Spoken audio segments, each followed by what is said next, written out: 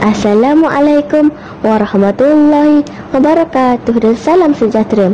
Nama saya Nurjanah Maisarah binti Nizam. Saya berusia 11 tahun dan saya bersekolah di Sekolah Kebahasaan Fergazon ke-9.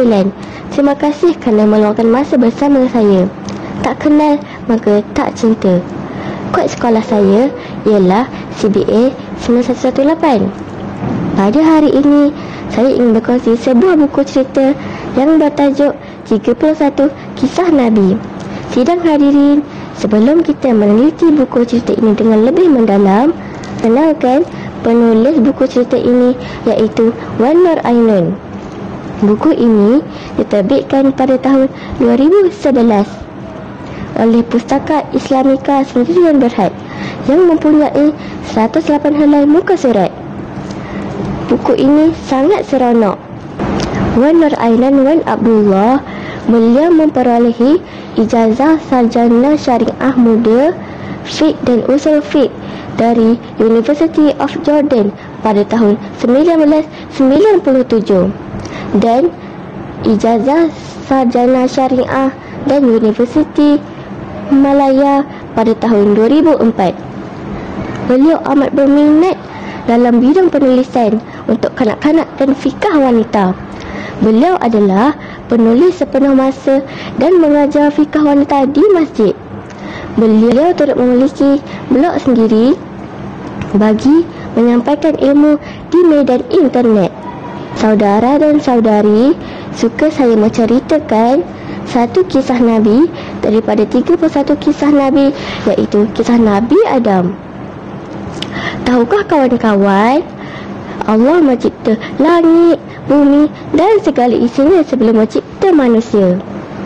Pada suatu hari, Allah Subhanahu Wa Taala memberitahu malaikat, sesungguhnya aku mahu mewujudkan pemerintah di bumi ini. Lalu malaikat bertanya tentang hikmah kehendak Tuhan itu.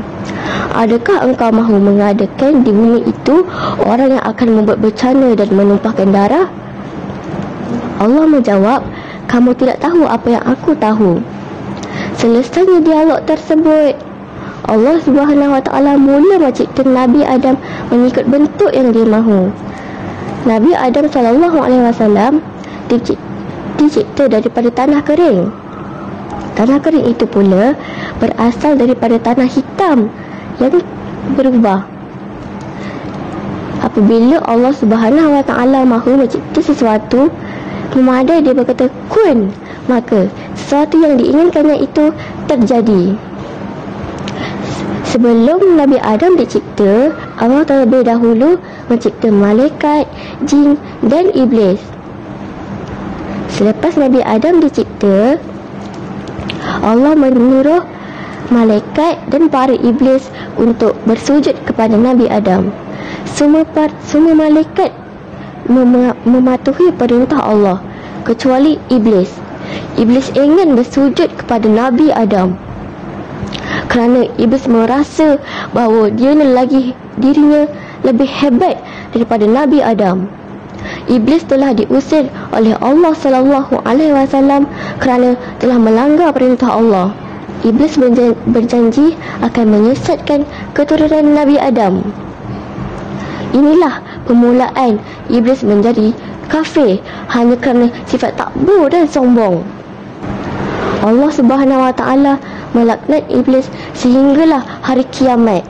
Buku ini mengajar kita bahawa janganlah kita bersifat sombong kerana Allah Subhanahu Wa Taala tidak suka orang yang bersifat sombong. Kita juga perlu mematuhi perintah Allah. Janganlah kita melanggar perintah Allah. Bak kata pepatah, beriak tanda tak dalam, bergoncang tanda tak penuh. Apabila saya membaca buku cerita ini, saya dapat merasakan bahawa betapa hebatnya Allah Subhanahu Wa Taala dapat mencipta makhluknya dengan sempurna. Sebelum saya mengundurkan diri, membaca buku yang baik seolah-olah memberi makanan yang rohani daripada Buya Hamka. Sekian, wabillahi taufiq wal hidayah. Wassalamualaikum warahmatullahi wabarakatuh.